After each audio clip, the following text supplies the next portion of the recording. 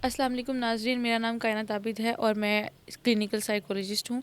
Islamabad rehab clinic की तरफ से आज हम हाज़िर हैं एक नए मौजू के साथ। पहले हमने ट्रॉमा और डिप्रेशन से रिलेटेड काफ़ी डिटेल से चीज़ें देखी थी, जिसमें हमने देखा था कि ट्रॉमा क्या होता है, डिप्रेशन क्या होता है और हम किस तरह से उनका इलाज कर सकते हैं।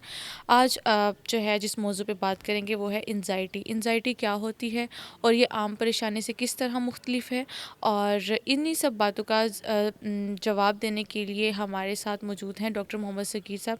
अस्सलाम वालेकुम डॉक्टर साहब। वालेकुम अस्सलाम। डॉक्टर साहब, आप हमें बता सकते हैं कि आजकल के लोगों में देखा होगा कि आजकल के लोग जो हैं वो मुख्तलिफ परेशानियों से घिरे हुए हैं। क्या हम उनको एंजाइटी या एंजाइटी रिलेटेड डिसऑर्डर कह सकते हैं, और किस तरह ये आम परेशानी से मुख्तलिफ होता है? देखें, जैसे हमने इससे पहले डिप्रेशन में डिस्कस किया था, फिर ट्रॉमा से रिलेटेड डिस्कस किया था। डिस्ट्रेस जो है या इरिटेबिलिटी है वो कॉमन है इन तीनों में। डिप्रेशन में भी इरिटेबिलिटी है, डिस्ट्रेस रहती है, और कुछ केसेस में जो ना एंग्शियसनेस भी होती है मूड लो मूड के साथ। ठीक है, इसी तरह से ट्रॉमा में भी जैसे हमने देखा कि ट्रॉमा में भी इरिटेबिलिटी और सीवियर एंग्जाइटी होती है जो कि डिसोसिएशन भी पैदा कर सकती है, एंगर है, इम्पल्सिविटी है। तो ओवरलैपिंग थीम्स हैं इन डिज़ीज़ में, और ये कॉमनली एग्जिस्टिंग डिज़ीज़ हैं। ट्रॉमा रिलेटेड डिसऑर्डर्स हैं, जैसे मूड रिलेटेड डिसऑर्डर्स हैं, देन एंग्जाइटी रिलेटेड डिसऑर्डर्स हैं। लेकिन इनमें एक डिस्टिंक्शन भी है कि हम जब डायग्नोज करते हैं तो बाकी चीज़ों को रूल आउट करते हैं। फॉर एग्जांपल, अगर मैं एंग्जाइटी डायग्नोज करता हूँ तो इट्स मीन मैं डिप्रेशन या डिप्रेशन रिलेटेड डिसऑर्डर्स को रूल आउट करूँगा, और मैं ट्रॉमा या ट्रॉमा रिलेटेड डिसऑर्डर को रूल आउट करूँगा, और देन मैं डायग्नोज कर सकता हूँ किसी को भी एंग्जाइटी।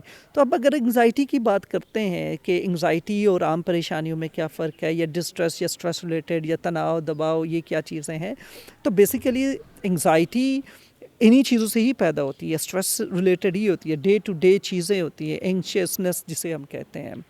आपने देखा होगा कि जैसे वहाँ पे एक बंदा डिप्रेशन वाला, वो हमने देखा था कि उसका मेजर थीम था कि वो उदास है भाई, और वो मोस्ट ऑफ द टाइम उदास है, लो मूड है, जो प्रोफाउंड है। मेजर जो पिक्चर है उसमें क्या उदासी है, आपने जो मेजर पेंट किया हुआ है उदासी वाला पेंट है, मेलनकोलिक पेंट है जिसमें उदासी है और होपलेसनेस है, नाउमीदी है, वर्थलेसनेस है, मेन पिक्चर वो रखे इसमें। और उससे पहले वाली पिक्चर क्या थी, फियर, एंगर, इम्पल्सिविटी, डर, खौफ, अभी कुछ ना हो जाए, ये ना हो जाए, यूँ ना हो जाए। आप खौफ में मुब्तला, कुछ होने वाला है और कुछ इस तरह से है जो कि बहुत ज़्यादा ट्रॉमेटिक पेनफुल है, और फिर आप उन चीज़ों से घबराते हो, डरते हो, और उस ट्रॉमा को बार बार याद नहीं करते या याद करते हैं, और सब्सटेंस यूज़, ये सारा कुछ एक और पिक्चर थी। अब एंग्जाइटी और ट्रॉमा ये बहुत ओवरलैपिंग है, एक जैसों से काफ़ी ज़्यादा मिलते हैं, क्योंकि एंग्जाइटी में भी आप अवॉइडेंस में जाते हैं, एंग्जाइटी में भी आप डिस्ट्रेस रहते हैं, एंग्शियस रहते हैं, इरिटेबल रहते हैं, और हमेशा कोशिश करते हैं किसी खौफ से भागने की।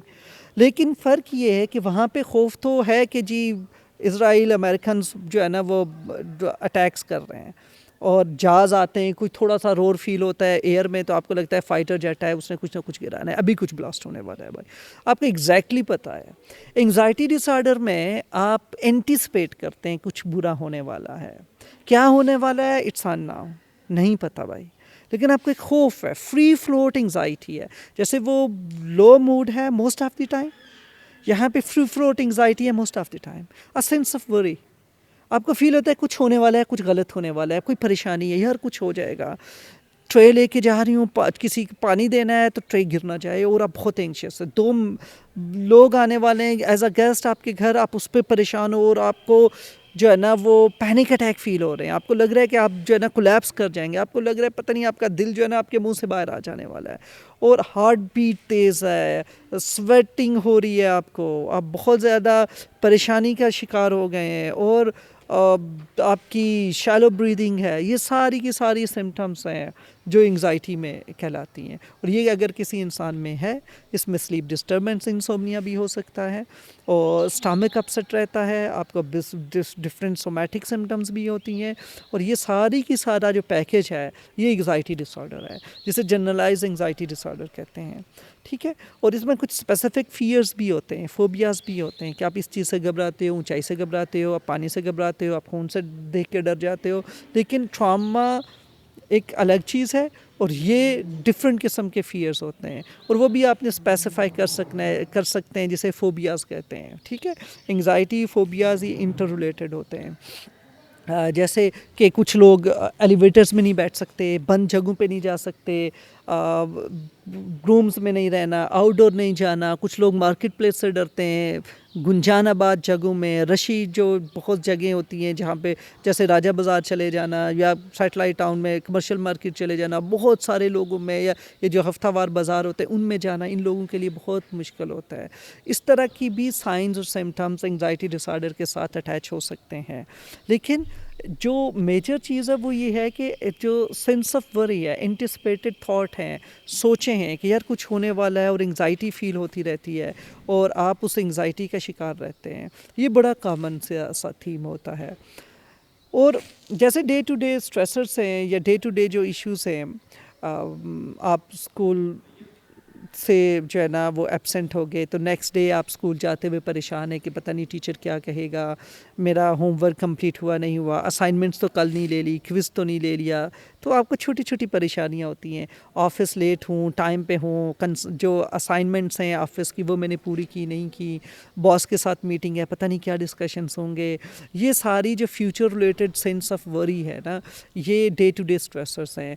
अगर ये परसिस्टेंटली रहना शुरू हो जाए, तो काफ़ी वक्त तक मौजूद होना शुरू हो जाए, तो यही चीज़ें आपको एंग्जाइटी पैदा करना शुरू कर देते हैं और फिर आप इन चीज़ों को अवॉइड करते हो कि आप बॉस से मिलने को अवॉइड करेंगे, जॉब आपको पेनफुल लगेगी, आप रिलैक्स फील नहीं कर सकते, हमेशा एक्टिवेटेड, और वो जो जैसे जिसे कहते हैं ना कि स्ट्रेस हार्मोन्स हैं, एड्रेनालिन, कॉर्टिसोल, वो हमेशा पंप फील होता है आपके अंदर और बंदा हमेशा इनसे स्ट्रगल कर रहा होता है, इन फीलिंग से अराउज़ल में रहता है, सेंस ऑफ अराउज़ल है उसमें रहता है। तो ये भी एक डिफरेंस है कि जो डे टू डे जो चैलेंजेस हैं, जब वो आपकी कोपिंग स्किल से बाहर हो जाएं, आप उनको डील ना कर सकें, कोप ना कर सकें, तो वो with the passage of time anxiety की शक्ल इख्तियार कर लेते हैं। सर जैसा भी आपने बताया ना कि एनजाइटी में इंसान को एंटिसिपेटेड वरी होती है, बहुत परेशानी रहती है, day to day life challenges face करना भी मुश्किल हो जाता है, चीज़ें जी। कॉपिंग मैकेनिज्म से हाँ, बाहर हो और जाती हैं। एक एक्टिवली अवॉइड करता है ना इन जी सिचुएशंस जी, को। अवॉइड कर रहे हाँ। होते हैं। तो सर इसका कोई इलाज मुमकिन है, अगर कोई इस सबसे गुजर रहा है तो वो उसका ट्रीटमेंट वो कैसे ले सकता है? देखिए, इनके लिए भी ट्रीटमेंट होता है।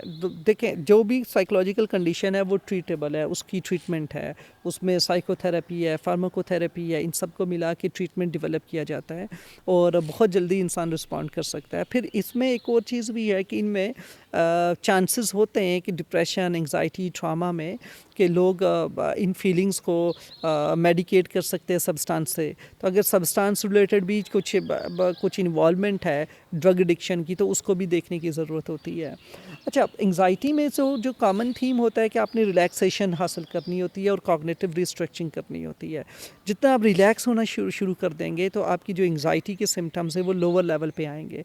एंग्जाइटी का मतलब है कि अराउज़ल है, हाइपर अराउज़ल है, आपके अंदर सारी चीज़ें बहुत जो ऑटोनॉमिक नर्वस सिस्टम है वो बहुत पीक पे चला हुआ है और उसको स्प्रेस होना है, रिलैक्स होना है। तो आपने उस डिवीज़न को एक्टिवेट करना है जो आपके अंदर, जैसे सिंपैथेटिक डिवीज़न है कि आपके अंदर वो, ताकि वो रिलैक्सेशन और आपकी जो अराउज़ल सिस्टम है उसको कंपनसेट करे। तो ये जो सिंपैथेटिक डिवीज़न है इसने आपको हेल्प आउट करना है। तो deep breathing, relaxation, progressive muscle relaxation है, इसी तरह से गाइडेड इमेजरी बेस्ड रिलैक्सेशन है, सब्लिमिनियल म्यूज़िक है, ये आप घर पे ट्राई कर सकते हो। इनसे आप रिलैक्सेशन रिसीव हो सकती है और आप एक बड़ी कंफर्टेबल जगह पे बैठ के एक अच्छी इन्वायरमेंट में, लाइट डिम हो और कूजी सा इन्वायरमेंट हो, रिलैक्सिंग इन्वायरमेंट हो, तो जो बॉटम लाइन मैसेज है वो रिलैक्सेशन है। तो रिलैक्सेशन अटेन करने की कोशिश करें ज़्यादा से ज़्यादा।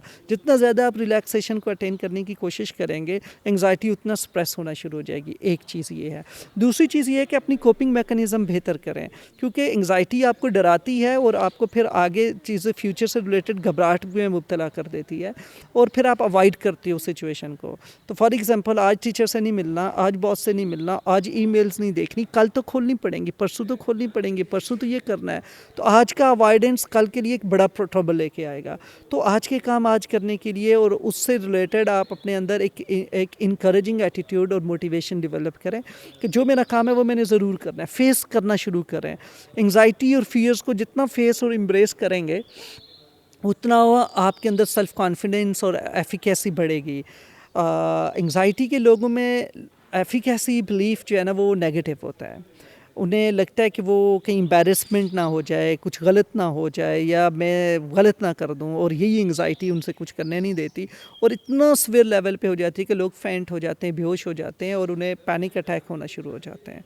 तो इन सारी सिचुएशंस में रिलैक्सेशन, कोपिंग स्किल्स और कॉग्निटिव रिस्ट्रक्चरिंग ये चीज़ें हैं, ये आप प्रोफेशनली भी ले सकते हो। थेरेपी में आके ट्रीटमेंट में आप रहते हुए अपनी असेसमेंट डायग्नोसिस कराएं और घर पे आप रिलैक्सेशन टेक्निक्स इस्तेमाल कर सकते हैं, यूज़ कर सकते हैं। तो डेफिनेटली इससे एंग्जाइटी के सिम्टम्स काफ़ी हद तक बतदरीज इसमें कमी वाक़ होगी और आप बहुत अच्छे से रिकवरी भी हासिल कर सकते हैं।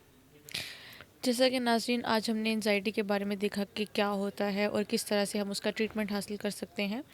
तो इस आप हमारे साथ जुड़े रहिएगा। नेक्स्ट वीडियो में हाजिर होंगे एक नए टॉपिक के साथ। इसी के साथ अपना ख्याल रखें। खुदा हाफिज़।